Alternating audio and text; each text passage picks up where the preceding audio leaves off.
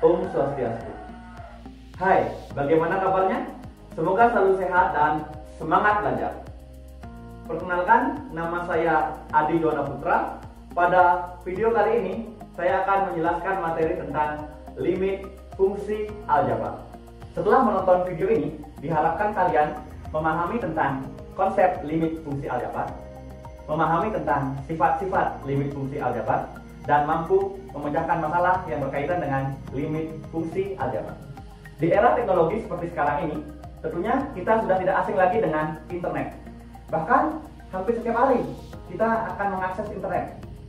Untuk mengakses internet dengan nyaman, selain jaringan yang bagus, kita tentunya juga memerlukan paket internet. Jika kalian membeli paket internet, tentu kalian sudah tidak asing lagi dengan istilah kuota internet. Nah, misalkan kalian membeli kuota internet seharga 50.000. Kemudian kalian mendapatkan paket internet sebesar 10 GB. 10 GB ini adalah batasan pemakaian internet kita.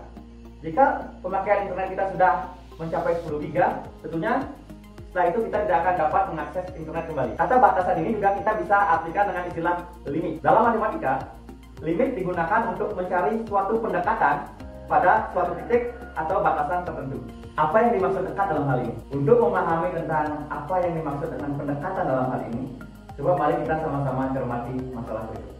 Misalkan kita ditanya, bilangan bulan manakah yang terdekat dengan 5? Tentu dengan mudah kita bisa menjawab 4 atau 6. Namun, apabila pertanyaannya dirubah, bilangan real manakah yang terdekat dengan 5? Nah, kalau bicara bilangan real, tentu sangat banyak bilangan real yang terdekat dengan 5. Nah, coba perhatikan garis bilangan ini. Misalkan pada garis bilangan pertama kita menjawab bahwa bilangan yang terdekat dengan 5 itu adalah 4,9 atau 5,1. Apakah ini merupakan jawaban yang tepat? Tentu tidak. Karena di antara 4,9 dan 5 dan antara 5 dan 5,1 tentu masih banyak bilangan real yang lain. Nah, misalkan kita sekarang menjawab seperti pada garis bilangan yang kedua. Nah, pada garis bilangan yang kedua, kita di sana menjawab bahwa bilangan yang terdekat dengan 5 itu adalah 4,99 dan 5,01. Apakah ini juga jawaban yang tepat? Tentu tidak. Masih ada lagi yang terdekat. Misalkan kita zoom lagi, seperti yang terlihat pada garis bilangan yang ketiga. Di sana ada bilangan yang terdekat dengan 5 itu misalkan 4,99999 atau 5,00001. Apakah itu merupakan jawaban yang tepat juga? Tentu juga tidak. Sekarang coba kita perhatikan pada garis bilangan ini. Tentu kita dapat lihat bahwa ada sekelompok bilangan real yang mendekati 5 dari kiri, dan juga ada sekelompok bilangan real lainnya yang mendekati 5 dari kanan. Nah, misalkan X kita sebut sebagai bilangan yang mendekati 5. Nah, atau dapat disimpulkan seperti ini. Misalkan X adalah semua bilangan real yang mendekati 5 dari kiri, maka dituliskan dengan seperti ini. Dan sebaliknya, apabila X adalah semua bilangan real yang mendekati 5 dari kanan, maka disimbolkan dengan seperti ini.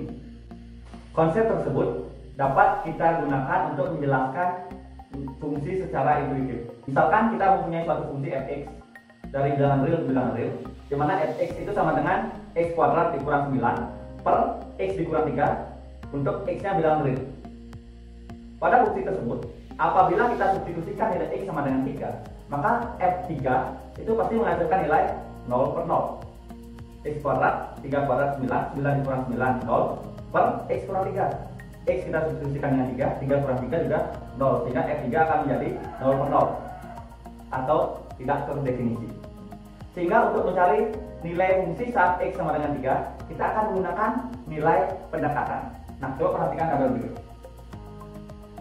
Pada tabel dapat kita perhatikan bahwa ketika nilai X mendekati 3, dapat kita perhatikan bahwa nilai Fx akan mendekati 6.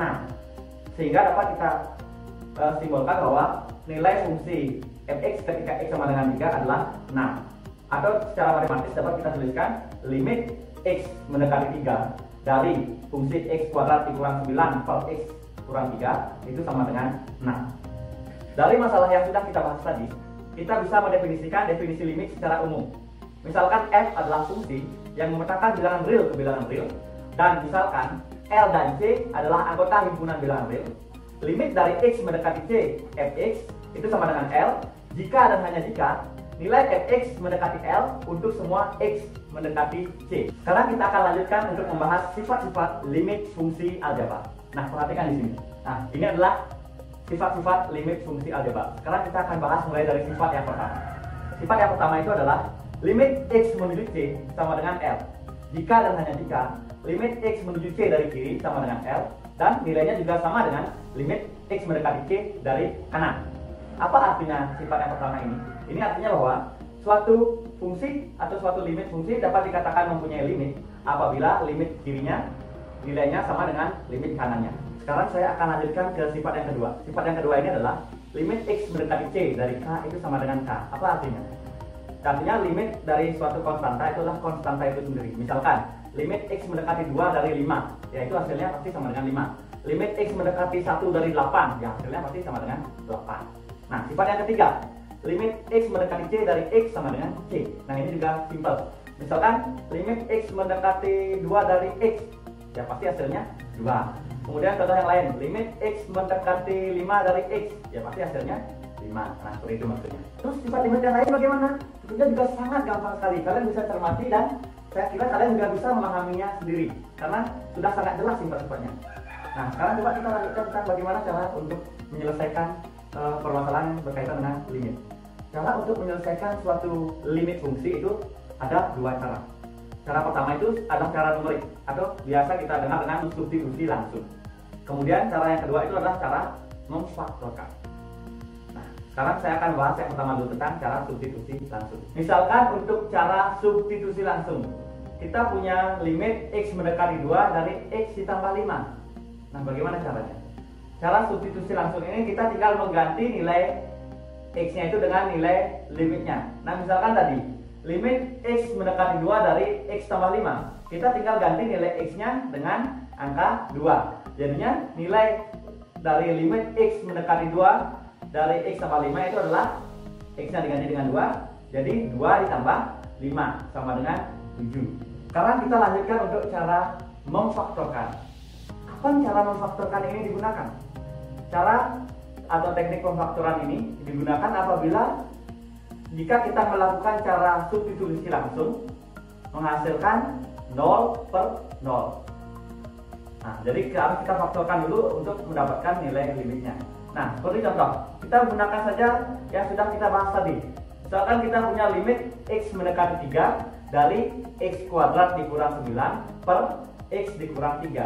Nah, dalam kasus ini apabila kita substitusikan langsung atau mengganti langsung X-nya dengan 3, maka akan mendapatkan hasil 0 per 0. Maka dari itu di sini kita harus menggunakan cara pemfaktoran.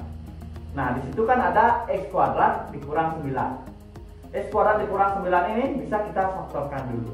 Jadi X ditambah 3 dikali dengan X dikurang 3. Jadi nanti limitnya akan berubah menjadi limit X mendekati 3 dari X tambah 3 dikali X kurang 3 per X kurang 3. Nah, di sini kita dapat menemukan bahwa pada pembilang dan penyebut terdapat X dikurang 3 atau bilangan yang sama. Jadi di sana kita bisa hilangkan. Sehingga tinggal menjadi limit X mendekati 3 dari X tambah 3. Nah, dari sini karena sudah tidak ada per lagi, jadi kita bisa langsung substitusi langsung. Sehingga di sini kita tinggal mengganti X-nya dengan 3. Atau jadinya limit X mendekati 3 dari X sama 3 itu sama dengan 6. Nah, hasil 6 ini kan juga sudah kita dapatkan tadi di awal, yaitu dengan cara intuitif. Nah, bagaimana? Sudah bisa dipahami kan? Kalau sudah, sekarang ayo kita coba latihan.